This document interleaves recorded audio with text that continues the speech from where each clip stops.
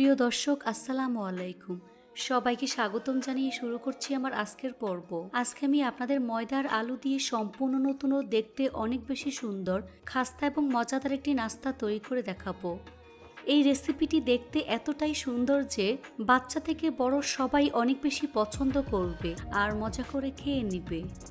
আপনারা চাইলে যে কোনো অনুষ্ঠানে এই নাস্তাটি তৈরি করে নিতে পারবেন। আশা করছি আমার আজকের রেসিপিটি সবার কাছেই অনেক বেশি ভালো লাগবে। তো চলুন রেসিপিটি দেখে নিচ্ছি। এই রেসিপিটি তৈরি করার জন্য প্রথমে চুলায় একটি ফ্রাই প্যান বসিয়ে এর মধ্যে 3 টেবিল চামচ পরিমাণ সরিষার তেল দিয়ে দিচ্ছি। আপনারা চাইলে সয়াবিন তেল ব্যবহার করতে পারবেন। তেল গরম হয়ে আসলে এর মধ্যে 1 চা চামচ পরিমাণ আস্ত জিরা দিয়ে দিচ্ছি। চুলার আঁচ মিডিয়ামে রেখে কয়েক সেকেন্ড ভেজে নিতে হবে। তারপর এর মধ্যে 1 টেবিল চামচ পরিমাণ কাঁচামরিচ কুচি দিয়ে দিচ্ছি। সাথে 1 টেবিল চামচ পরিমাণ রসুন কুচি। কাঁচামরিচ এবং রসুন কুচি 1 মিনিটের মতো ভেজে নিতে হবে। তারপর 2টি মিডিয়াম সাইজের পেঁয়াজ কুচি দিয়ে দিচ্ছি। পেঁয়াজটাকে 2 থেকে 3 মিনিটের মতো ভেজে নিতে হবে। 2 থেকে 3 মিনিটের মতো ভেজে নেওয়ার পর এর মধ্যে 2টি মিডিয়াম সাইজের সিদ্ধ আলু ম্যাশ করে দিয়ে দিচ্ছি। আলু সবকিছুর সাথে খুব ভালো করে মিশিয়ে নিতে হবে। মিশানো হয়ে গেলে এর মধ্যে একে একে মশলাগুলো দিয়ে দিচ্ছি। প্রথমে দিয়ে দিচ্ছি 1/4 চা চামচ পরিমাণ মরিচের গুঁড়া, খুব সামান্য পরিমাণ হলুদের গুঁড়া, 1/2 চা চামচ পরিমাণ ধনিয়ার গুঁড়া, চাট মশলার গুঁড়া 1/2 চা চামচ পরিমাণ, গরম মশলার গুঁড়া 1/4 চা চামচ পরিমাণ, স্বাদমতো লবণ দিয়ে দিচ্ছি। গুঁড়া মশলাগুলো আলুর সাথে খুব ভালো করে মিশিয়ে নিতে হবে। এভাবে 2 থেকে 3 মিনিটের মতো আমি ভেজে নেব।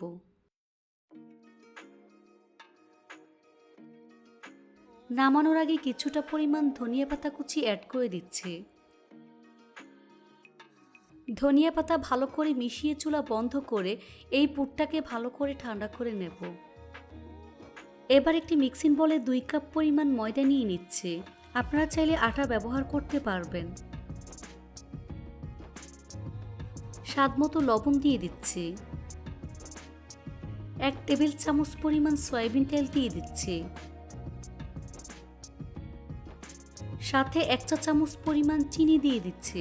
এতে করে নাস্তায় খুব সুন্দর কালার চলে আসে আর খেতে অনেক ভালো লাগে। আপনারা চাইলে চিনিটা স্কিপ করতে পারবেন। এবার সবগুলো উপকরণ একসাথে খুব ভালো করে মিশিয়ে নিতে হবে। হাত দিয়ে ঘষে ঘষে তেল ময়দার সাথে খুব ভালো করে মিশিয়ে নিতে হবে, কারণ ময়ানটা যত ভালো হবে এই নাস্তাটা তত বেশি খাস্তা এবং পারফেক্ট হবে। যখন দেখবেন হাত দিয়ে মুঠ করলে এরকম দলা পেকে যায়, তখন বুঝতে হবে ময়ানটা একেবারে পারফেক্ট হয়েছে, অর্থাৎ তেল ময়দার সাথে খুব ভালো করে মিশে গিয়েছে। এর মধ্যে অল্প অল্প করে পানি অ্যাড করে সফট একটি ডো তৈরি করে নেব। পানিটা একবারে না দিয়ে অল্প অল্প করে দিয়ে মিশিয়ে ডোটা তৈরি করে নিতে হবে। তো আমার ডোটা মাখানো হয়ে গিয়েছে। এখন এটাকে আরও কিছুক্ষণ সময় নিয়ে মথে নিতে হবে। এই তো আমার ডোটা রেডি হয়ে গিয়েছে। এখন এই ডোটাকে বোর্ডের উপর রেখে প্রথমে রুলের মতো লম্বা করে নিচ্ছি। তারপর সমান 12টি লেচি আমি কেটে নিচ্ছি। এবার সবগুলো লেচি একটি মিক্সিং বলে নিয়ে ঢেকে রাখবো, এতে করে লেচিগুলো ড্রাই হয়ে যাবে না। এখান থেকে একটি লেচি নিয়ে প্রথমে গোল বলের মতো তৈরি করে নেব।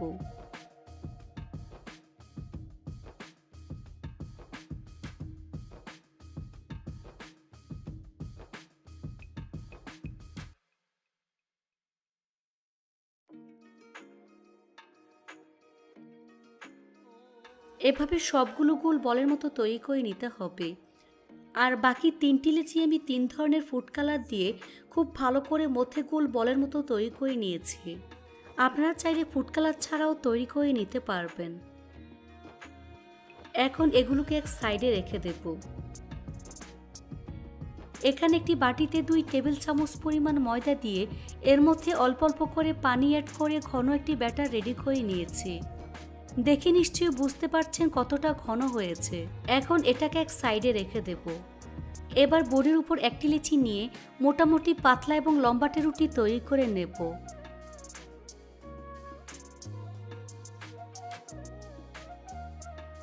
এই তো আমার রুটি তৈরি হয়ে গিয়েছে। এখন একটি ছুরির সাহায্যে চারপাশ কেটে সমান করে নেব।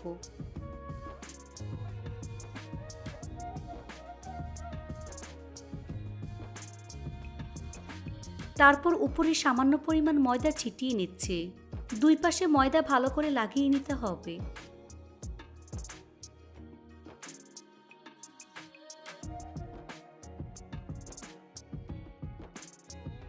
তারপর রুটিটাকে ঠিক এভাবে ভাঁজ করে নেব। অর্থাৎ বাচ্চাদের ফ্রক জামা তৈরি করার জন্য নিচের পাটটা যেভাবে কুচি দেওয়া হয় ঠিক সেভাবে আমি ভাঁজ করে নিচ্ছি।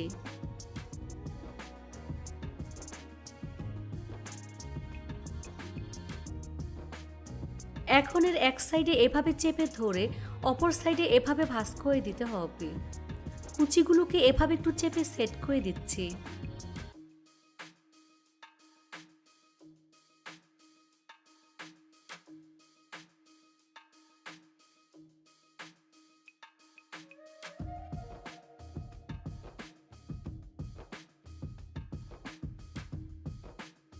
ফ্রগের জন্য নিচের কুচির অংশ আমি তৈরি করে নিয়েছি।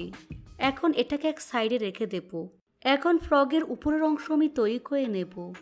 একইভাবে আরও একটি রুটি তৈরি করে নেব। রুটিটা মিডিয়াম পুরুত্বে বানাতে হবে, একেবারে পাতলা করা যাবে না। এবার ছুরি দিয়ে চারপাশ কেটে চারকোণ আকৃতির কেটে নিচ্ছি।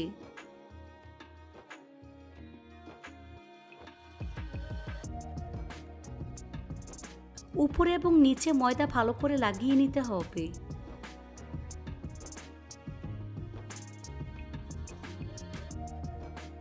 তারপর এভাবে ভাঁজ করে নিচ্ছি। এবার ছুরির সাহায্যে এক পাশে এভাবে লম্বা করে দাগ টেনে দেব। দুই পাশ থেকে এভাবে কোণা করে কেটে নিচ্ছি। এই ভাঁজটা আমি খুলে নিচ্ছি। দেখুন ফ্রক জামার উপরের অংশ তৈরি হয়ে গিয়েছে। তারপর আগে থেকে তৈরি করে রাখা জামার নিচের অংশের সাথে উপরের অংশ আঠালো ব্যাটার দিয়ে ঠিক এভাবে লাগিয়ে নিতে হবে। একটু খেয়াল করলে বুঝতে পারবেন কাজটা আমি কিভাবে করছি।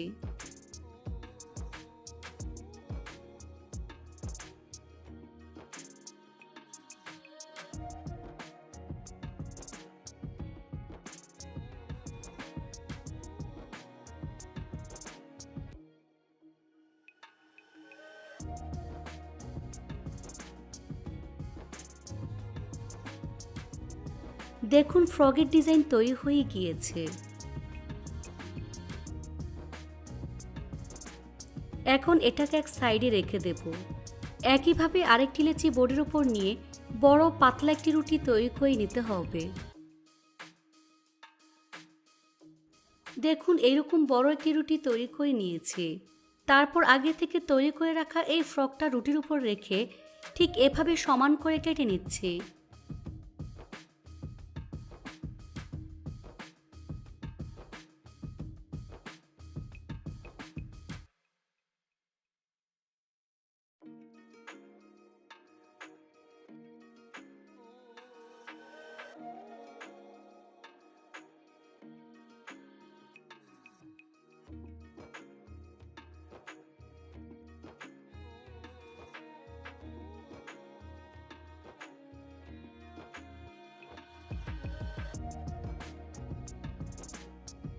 এর মধ্যে আলুর পুর এভাবে পাতলা করে দিয়ে দিচ্ছি।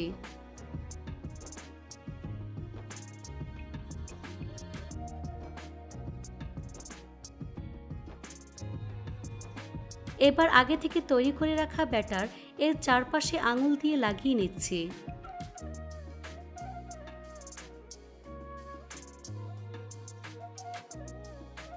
এবার উপরের অংশ আমি লাগিয়ে নিচ্ছি।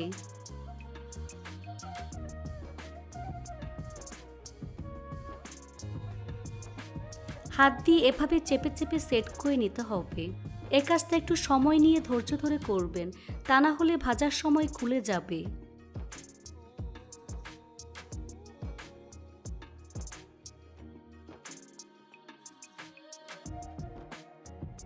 এখন এখন এই নাস্তাটি আমি ডেকোরেশন করে নেব। সেজন্য রেড কালারের বলটি বোর্ডের উপর নিয়ে মিডিয়াম পুরুত্বের রুটি তৈরি করে নিতে হবে। উপরে সামান্য পরিমাণ ময়দা ছিটিয়ে নিচ্ছি। তারপর কুকি কাটার দিয়ে এভাবে গোল করে কেটে নিচ্ছি।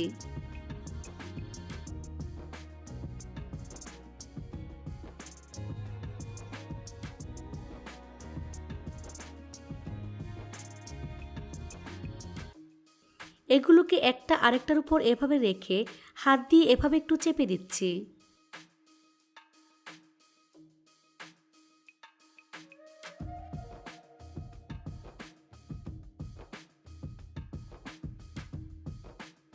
এর মাঝখান বরাবর ময়দা এভাবে লাগিয়ে নিচ্ছি।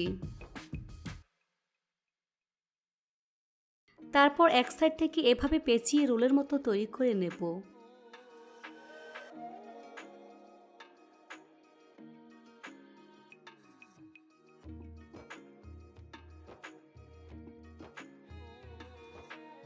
মাঝখান বরাবর কেটে নিলেই দুইটি গোলাপ তৈরি হয়ে যাবে।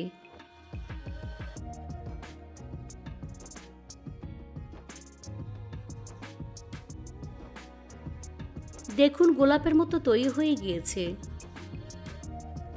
ফ্রগের মাঝখান বরাবর আঠা দিয়ে দুইটি গোলাপ আমি লাগিয়ে নেব।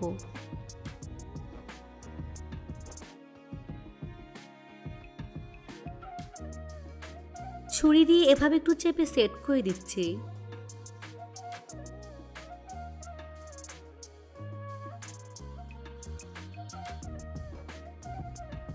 তারপর রেড কালার ডো নিয়ে নাস্তার জন্য পাইপিং তৈরি করে নিচ্ছি। এটাকে যতটা সম্ভব চিকন সুতার মতো তৈরি করে নেবেন। এই তো পাইপিং তৈরি করা হয়ে গিয়েছে। এর চারপাশে আঠালো ব্যাটার লাগিয়ে এই রেড কালার পাইপিং লাগিয়ে নিচ্ছি।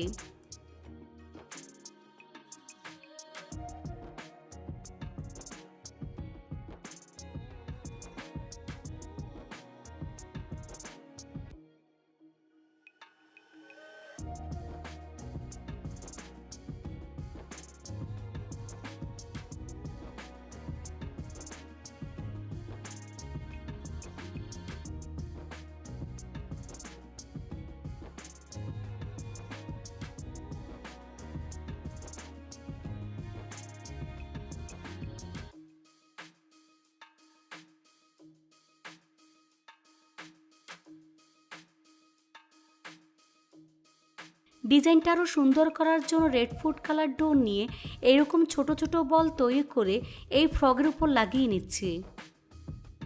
আপনারা চাইলে আপনাদের পছন্দ মতো ডিজাইন তৈরি করে নিতে পারবেন।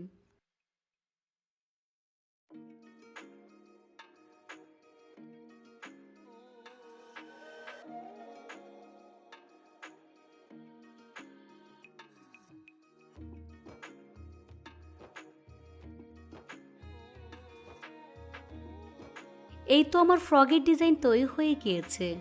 দেখুন একদম বাচ্চাদের ফ্রগের মতো হয়েছে। বাকি দুইটি নাস্তা আমি দুই কালারে তৈরি করে নিয়েছি। এই নাস্তাটি যে কোনো বিয়ের অনুষ্ঠানে ডালা সাজাতে আপনারা খুব সহজে তৈরি করে নিতে পারবেন। সবাই অনেক বেশি পছন্দ করবে। এখন নাস্তাগুলো ভাজার পালা।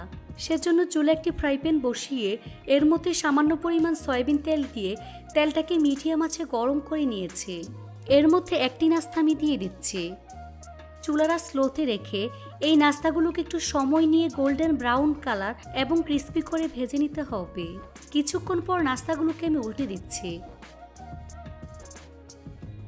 এভাবে কিছুক্ষণ পর পর উল্টে পাল্টে গোল্ডেন ব্রাউন করে ভেজে নিতে হবে।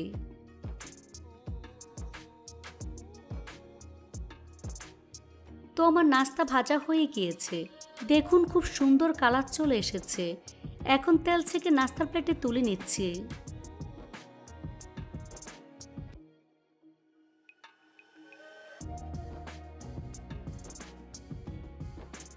বাকি দুইটি নাস্তা একে একে ভেজে আপনাদের দেখিয়ে দিচ্ছি।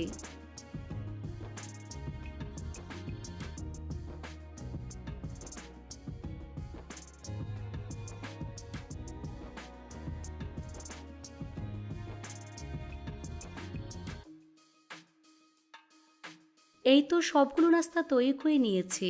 তারপর গরম গরম পরিবেশন করছি। দেখুন আমার নাস্তাগুলো দেখতে কতটা সুন্দর এবং কতটা লোভনীয় হয়েছে, খেতে কিন্তু অসম্ভব মজার হয়েছে। এই নাস্তাটা বাসার ছোট থেকে বড় সবাই অনেক বেশি পছন্দ করবে। এভাবে একবার হলেও বাসায় তৈরি করে দেখবেন। রেসিপিটি ভালো লাগলে ফ্রেন্ডস অ্যান্ড ফ্যামিলির সাথে বেশি বেশি করে শেয়ার করবেন। সবাই অনেক বেশি ভালো থাকবেন। আল্লাহ হাফেজ।